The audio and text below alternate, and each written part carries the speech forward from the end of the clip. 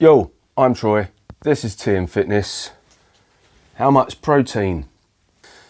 So, protein obviously is one of the main macronutrients. It's the most important macronutrient in the body. It's the second most prevalent thing in the body after water. It's an important part of the diet for a number of reasons. It increases satiety.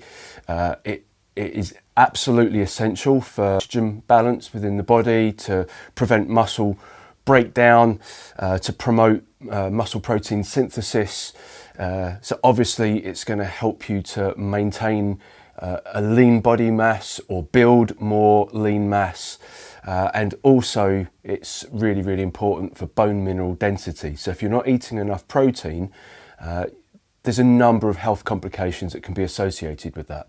What I will say is that generally speaking, people eat around enough protein, but just from my observations, people who eat, who don't pay attention to health and diet and nutrition, tend to eat obviously an unhealthy diet made up of a lot of processed food. So although they might be eating adequate protein, a lot of that is going to be processed meats and dairy.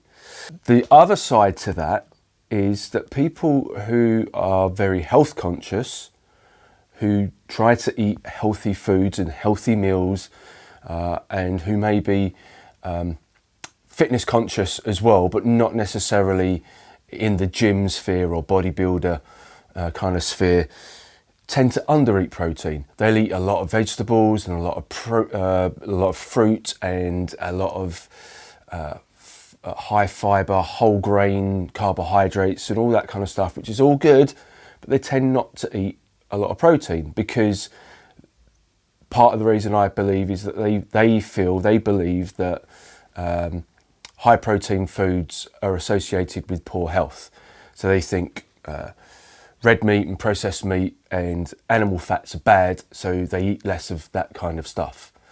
They may be under the impression that eating eggs is bad for your heart because of cholesterol, and of course that's not a thing. It hasn't been a thing for decades now. So there are a number of reasons why a person may eat a certain amount of protein. So I'm just going to break it down for you. These are evidence-based recommendations based on extrapolation of the scientific data and recommendations of governing bodies like the ISSN and the IOC and ACSM and all those kind of sports science fields and bodies. So, general population. And what we mean by general population are just, your everyday people who aren't doing anything outside of normal daily behaviours. And so the recommendation is, in the US, the government recommend 0.8 grams per kilogram of body weight, and in the UK it's 50 grams of protein a day, which is quite low. And if you're more than a little bit active, that's not enough to maintain nitrogen balance in the body. It's not enough to ensure that you're stimulating muscle protein synthesis with each meal, and it's probably not enough to prevent muscle breakdown. So I would say for a general population, 0.8 to 1 gram of protein per kilogram of body weight at an absolute bare minimum. So if you really want to be on the safe side, just double your, just go with your weight. So if you weigh 80 kilograms, eat 80 grams of protein a day. And that's an absolute bare minimum to ensure that you're not going to be promoting any health complications. Aging population, it goes up a little bit. So a minimum of 1.2 grams per kilogram of body mass, because they have a much lower anabolic response to protein. So the older you get, the more protein you need to stimulate those anabolic responses in the body, like muscle protein synthesis, and you are more susceptible to muscle breakdown and conditions like sarcopenia, and bone mineral degeneration and conditions like osteopenia and osteoporosis. That's quite a high risk for people of a certain age. So if you're over the age of 50, you should be eating a little bit more protein. Okay, fat loss. Now, this is social media. Everybody's trying to lose weight all the time and look ripped all the time because that's what social media tells you to do, right? If you're dieting and you're in an energy deficit, so less calories going in than going out, you're at a much higher risk of muscle protein breakdown and the reduction of lean mass and bone mineral degeneration as well. Because you're in that energy deficit, your body has to draw energy from somewhere, so it comes from the protein.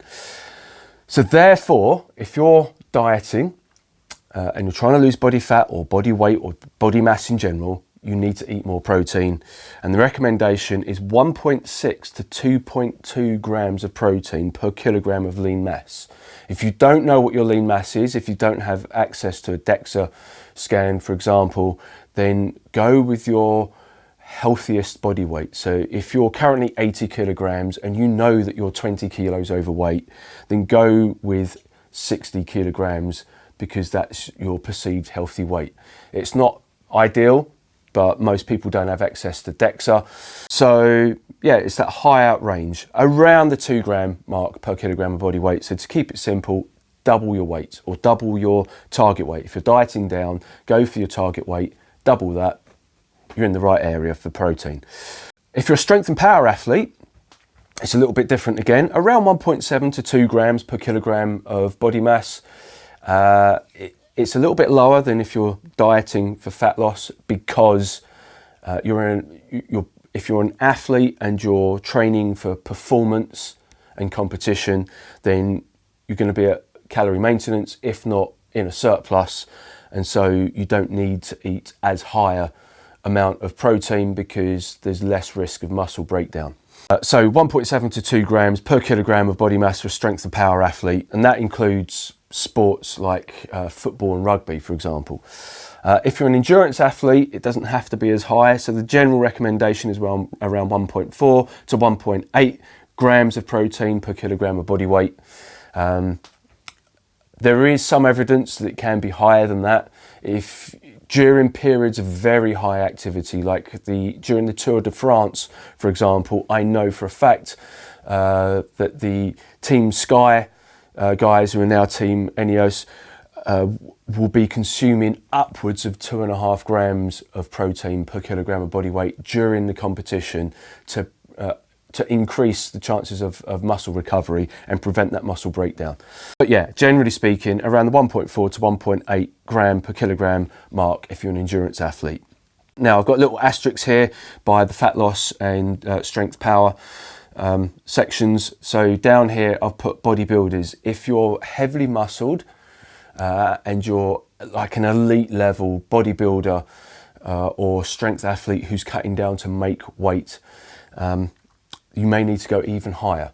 So if you're a big dude with lots of muscle and low body fat, then you need to go, and when I say low body fat, we're talking like single percentiles here.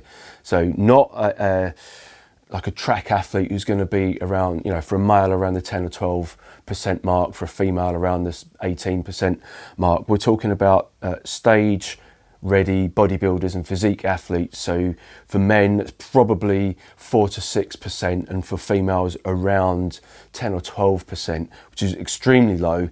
So therefore you need to eat much higher protein, and that is then sort of upwards of 2.2, maybe as high as 3.3 grams per gram of body mass. And finally, breaking it down into per meal amounts. And this is the amount necessary to promote muscle protein synthesis, which is the important mechanism for anabolism. So 0.3 to 0.5 grams per kilogram of body weight per meal. Okay, so for a 75 kilo man, for example, or a 75 kilo person, that's somewhere between around 25 to 35 grams of protein per meal. And ideally, you would want to be eating 3 to 4 feedings of protein per day. So I hope that's made sense. I hope I hope that's given you something to think about. And if you've got any questions, put them in the box. As always, leave a comment, and I'll catch you later.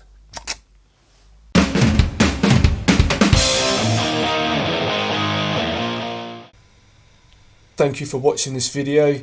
Don't forget to follow the channel, click the bell to get notifications. If you've got any comments, put them in the box below. And please do share my content because it's the best way to support this channel. Laters.